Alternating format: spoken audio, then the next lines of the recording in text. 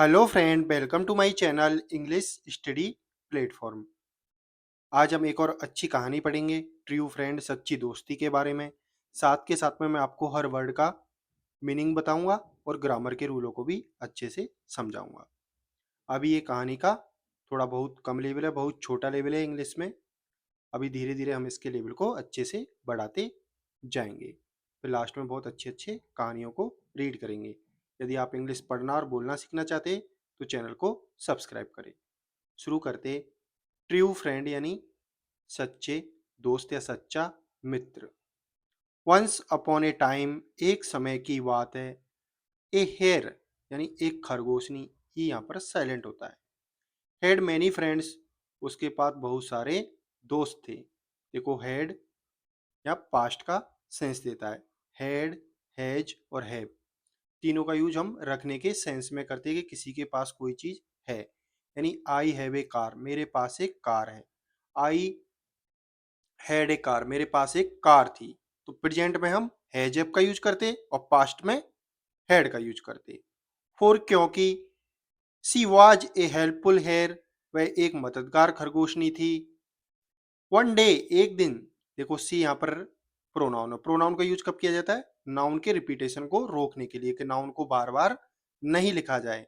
तो यहाँ पे हेयर क्या है? खरगोशनी, यानी फीमेल है। फीमेल का सेंस दे रहा है तो सी का यूज करेंगे, और मेल का देता है तो हम ही का यूज करते।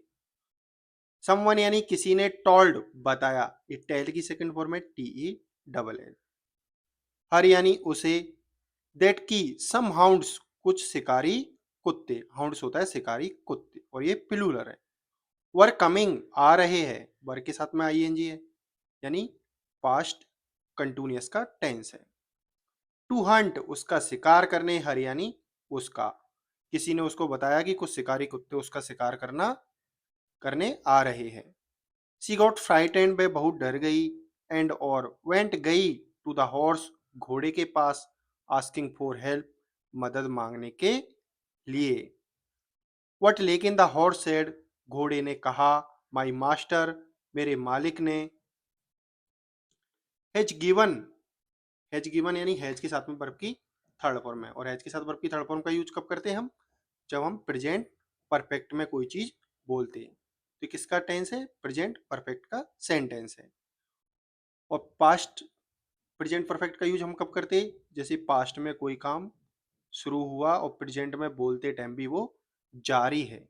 यानी पास्ट में कोई चीज शुरू होगी और वो अभी भी जारी रहेगी, या फिर उसका वर्तमान में प्रभाव है। देखो इसको समझो। माई मास्टर, मेरे मालिक ने, हैज गिवन, दिया है। अभी उसको काम पहले ही दे दिया था, यानी पास्ट में ही दे दिया था, तभी तो वो उसको बता रहा है कि मेरे मालिक ने काम दिया है। यानी पास्ट की बात को अभी भी बोल रहा है। मी यानी मुझे, संवर्ग यानी कुछ काम दिया है। I have to do that, मुझे वो काम करना है। हैज, हैव और हैड के साथ में टू प्लस वर्ब की फर्स्ट फॉर्म जब भी यूज की करते हैं तो उसको हम ऑब्लिगेशन दिखाने के लिए यूज करते हैं। ऑब्लिगेशन का मतलब कि वो मैंडेटरी है, उसको ऐसा करना ही पड़ेगा। जैसे आई हैव टू गो, मुझे जाना है। आई हैव टू रीड, मुझे पढ़ना है। समझे? आई हैड टू ईट, मुझे खाना था। ऐसे। एल्स, नहीं तो। I would have helped you, नहीं तो मैं तुम्हारी मदद कर देता। देखो वुड के साथ में हैव प्लस वर्ब की थर्ड फॉर्म है, तो हम इसका यूज कब करते हैं? या तो सेंटेंस कंडीशनल हो, यानी इमेजिनरी इमेजिनेशन पे बेस्ड हो, कि ऐसा नहीं होता तो मैं ऐसा कर देता।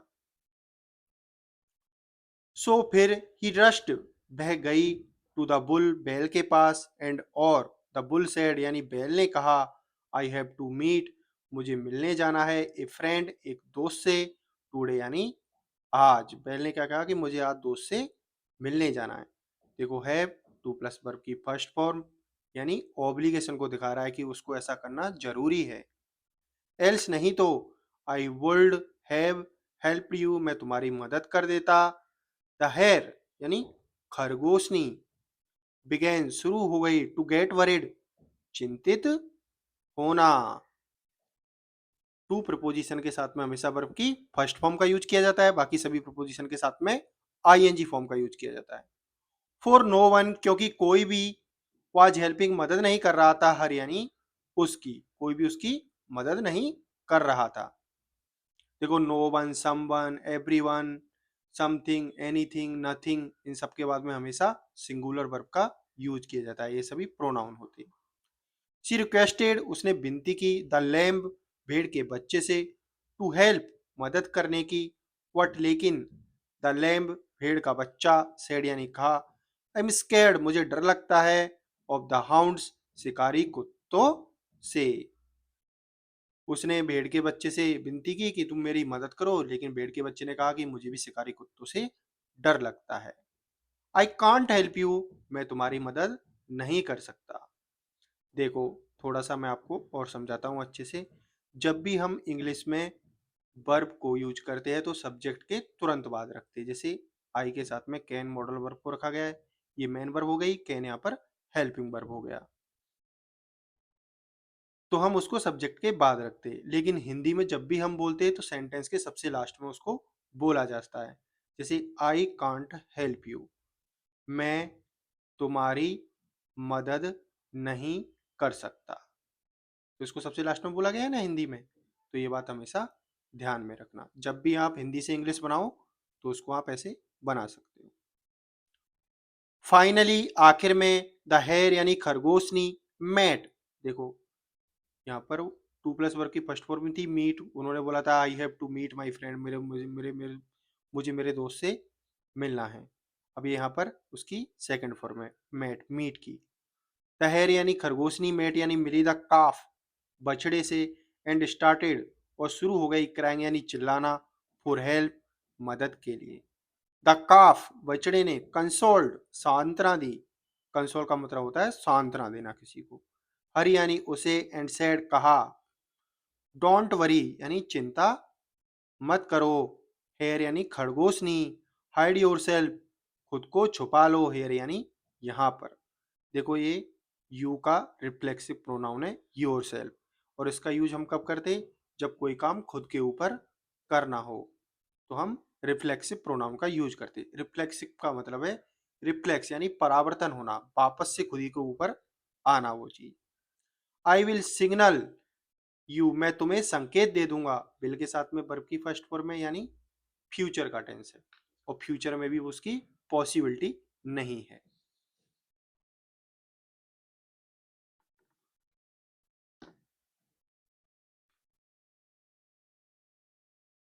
वहन, जब, द हाउंड्स यानी शिकारी कुत्ते, विल कम, आएंगे।